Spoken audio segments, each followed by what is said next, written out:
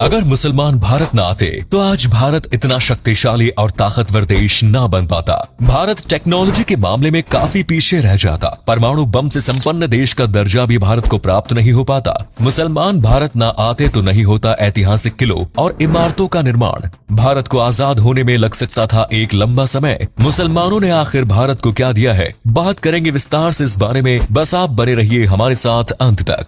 भारत सदियों से विभिन्नताओं में एकता वाला देश रहा है। सभी धर्मों के लोग यहाँ प्रेम और भाईचारे के साथ रहते हैं। भारत देश में आपको हर धर्म और संस्कृति की झलक देखने को मिल जाएगी। हर धर्म और समुदाय के लोगों का इतिहास में विशेष योगदान रहा है और मुसलमानों ने भी भारत को बहुत कुछ दिया है। आज भारत जिस मुकाम पर खड़ा है उसमें मुसलमानों की भूमिका काफी महत्वपूर्ण रही है। मुसलमान ही भारत में पहली बार बंदूक, तोपखाने और रॉकेट की टेक्नोलॉजी लेकर आए। बाबर के आने से पहले भारत के लोगों को बारूद, बंदूक, तोपखानों के बारे में जानकारी नहीं थी, लेकिन बाबर के आने के बाद भारत के मुर्शिदाबाद, बीजापुर और तंजौर जैसी जगहों पर शस्त्रों और अन्य हथियार बनाने के कारखाने शुरू किए गए। बंदूक और तोपों का निर्माण इन कारखानों में किया गया। मुसलमानों ने भी भारत के कई बड़े शहर जैसे दिल्ली, आगरा, लखनऊ, हैदराबाद, औरंगाबाद की स्थापना की। मुसलमानों के आने से पहले भारत अलग अलग रियासतों में बटा हुआ था। वहीं मुसलमानों ने ही भारत को अखंड बनाया और मुसलमान शासकों के काल में हिंदुस्तान की सीमाएं अफगानिस्तान से लेकर ईरान तक फैली हुई थी।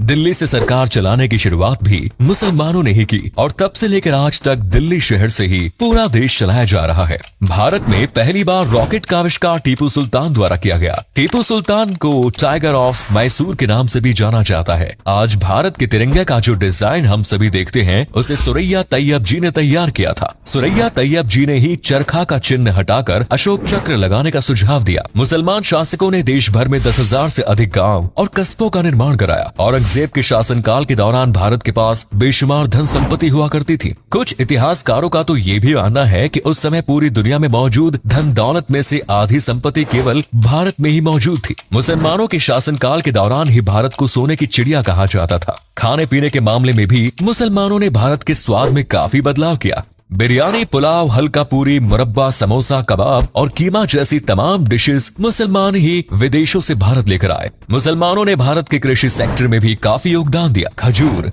फूल गोभी, नींबू, संतरा, धनिया और सेब जैसी चीजों की खेती-बाड़ी मुसलमानों ने ही भारत में शुरू कराई। तुर्की के मुसलमान भारत में पहली बार चाय लेकर आए। इससे पहले भारत के लोग काढ़ा, हल्दी वाला दूध जैसी चीजें ही रोजाना पिया करते थे। यहाँ तक कि साबुन बनाने की शुरुआत भारत में तुर्क के मुसलमानों ने ही की। साबुन के आविष्कार से पहले भारत के लोग मिट्टी और रेत से अपने शरीर का मैल साफ किया करते थे। मुसलमानों ने भारत के लोगों को अनुशासन में रहना सिखाया। नियम और कानून बनाने की शुरुआत मुसलमानों ने ही की थी। मुगल शासकों के समय दलित भी दरबार का हिस्सा हुआ करते थे और उनके साथ किसी भी प्रकार का भेदभाव नहीं किया जाता था। छुआछूत जैसी बीमारी से मुसलमानों ने ही भारत को मुक्ति दिलाई है। मुसलमानों ने भारत में हजारों इमारतों का निर्माण कराया है। दुनिया के 7 अजूबों में शुमार ताजमहल का निर्माण शाहजहां द्वारा किया गया, जिसे आज पूरा विश्व प्रेम की एक अद्भुत निशानी मानते हैं। ये कला और ऐतिहासिक दृष्टिकोण से भी काफी महत्वपूर्ण है। अगर मुसलमान भारत न आते तो देश को कभी ऐसी खूबसूरत इमारत नसीब नहीं होती। इसके अलावा दिल्ली का लाल किला, कुतुब मीनार सहित ना जाने कितने ही इमारतों और किलों का निर्माण मुसलमानों ने भारत में कराया है। इन सभी ऐतिहासिक स्थलों को सरकार द्वारा पर्यटन स्थलों में कन्वर्ट कर दिया गया है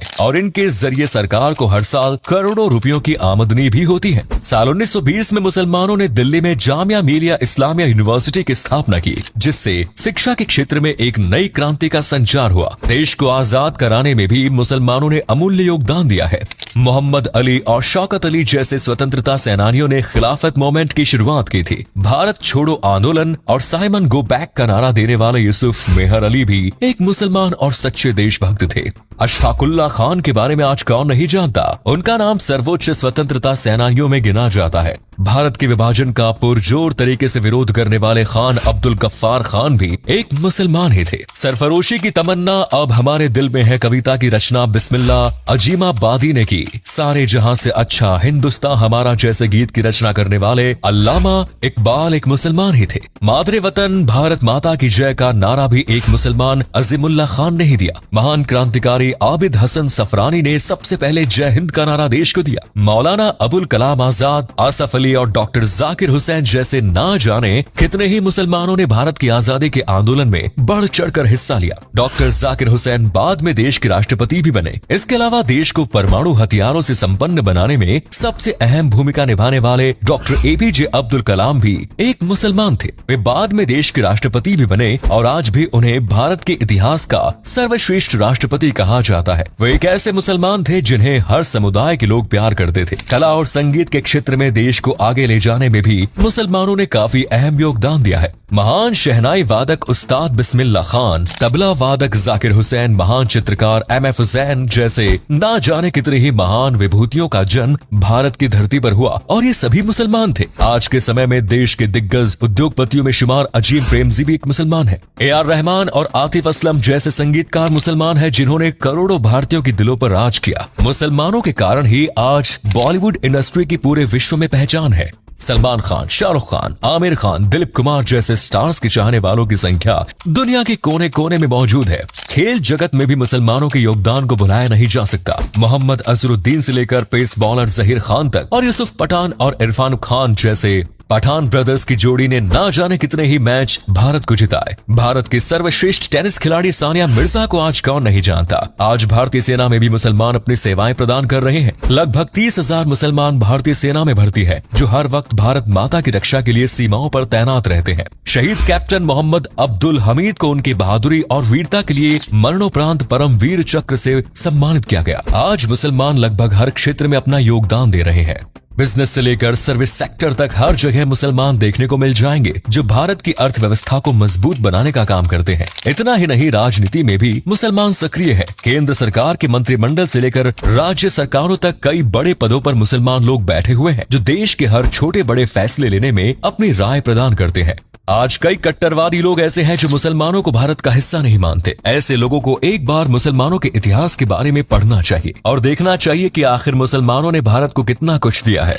भारत को फर्श से अर्श तक ले जाने में मुसलमानों की भूमिका बेहद ही महत्वपूर्ण रही है। आज एक हिंदू, बौद्ध, सिख या जैन धर्म का व्यक्ति अपने देश से जितना प्यार करते हैं उतना ही प्यार एक मुसलमान भी भारत देश से करता है। हजारों मुसलमानों ने भारत के लिए अपना सर्वोच्च न्योछावर कर दिया। काला पानी की सजा पाने वाले अधिकांश लोग मुसलमान ही थे जिन्होंने अंग्रेजी हुकूमत के खिलाफ अपनी आवाज बुलंद की। मुसलमान सदियों से भारत का एक अभिन्न हिस्सा रहे हैं और हमेशा रहेंगे। तो उम्मीद है आपको हमारी ये वीडियो पसंद आई होगी। दोस्तों, हम उसी भारत देश के निवासी हैं जहां हिंदू मुस्लिम भाई भाई के नारे दिए जाते हैं। इस भाईचारे को कुछ कट्टरवादियों के कहने पर खराब नहीं करना चाहिए। अगर आपको ये जानकारी अच्छी लगी तो इसे लाइक और शेयर अवश्य करें। धन्यवाद।